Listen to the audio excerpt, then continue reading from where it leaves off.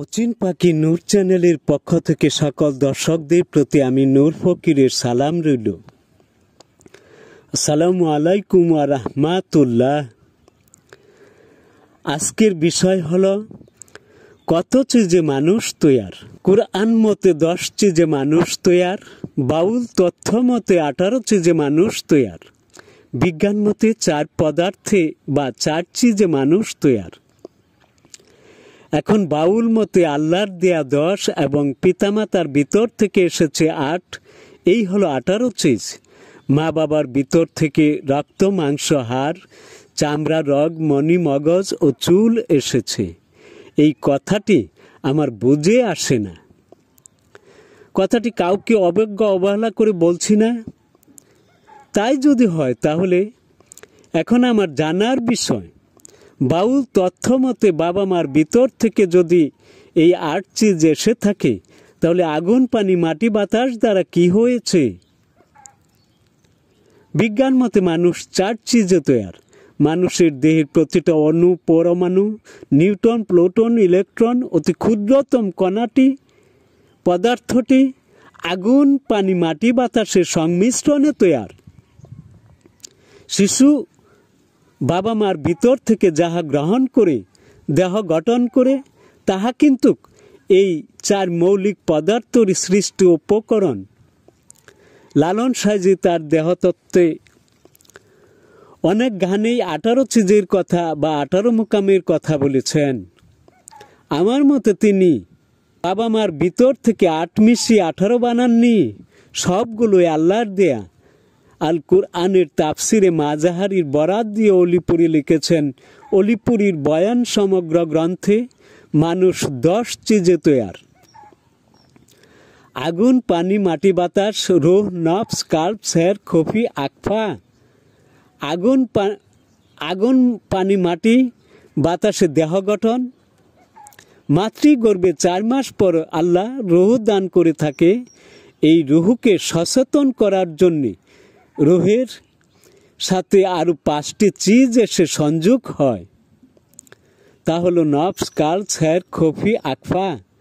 কোনো কারণে আপনি বেহুশ হয়ে গেলে আপনার দেহের ভিতরে রুহ থাকে, কিন্তু আপনি শুনতে, বলতে, দেখতে পারেন না, কারণ রুহুর সাথে স্থাপিত এই 5 চিজ এলোমেলো হয়ে যায়। তখন আমরা বলে থাকি আমার 5 আত্মা দেহে ছিল না।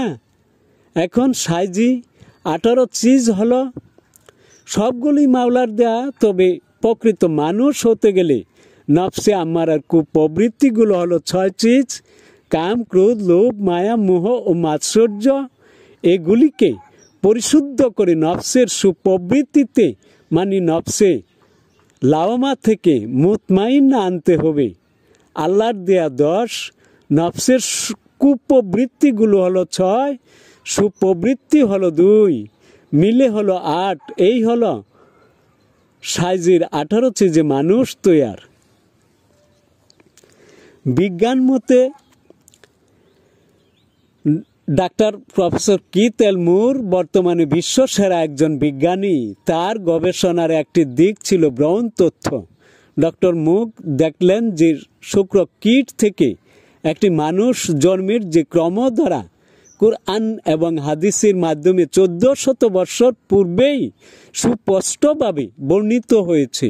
ব্রহ্ম তত্ত্ব সম্পর্কে মহান আল্লাহ রাব্বুল আলামিন আল কুরআনের সূরা আল হজের 5 নম্বর আয়াতে বলেছেন, হে লোক সকল, যদি তোমরা পুনরুত্থানের ব্যাপারে সান্নিধ্য হও, তবে ভেবে দেখো আমি তোমাদেরকে মৃত্তিকা থেকে সৃষ্টি করেছি, এরপর বীর্য থেকে, এরপর জমাট রক্ত থেকে, এরপর পুনাকৃতি বিশিষ্ট ও অপুনাকৃতি বিশিষ্ট মাংসপিণ্ড থেকে তোমাদের কাছে ব্যক্ত করার জন্যে।